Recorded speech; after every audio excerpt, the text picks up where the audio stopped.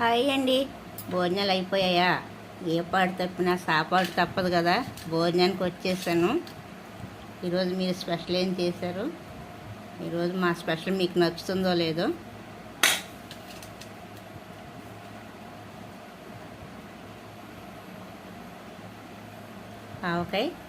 ఆవకాయ compulsory కదా.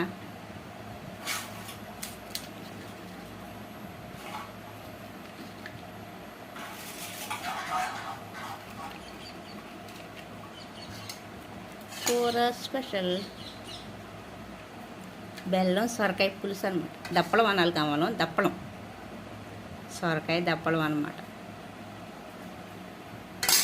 నాకైతే చాలా ఇష్టం అండి. ముక్కలు పక్కన పెట్టుకుని తింటూ ఉంటాను. నేను ముక్కలు పక్కన పెట్టుకుంటాను, ఉంచుకుంటా బాగుంటాయి అని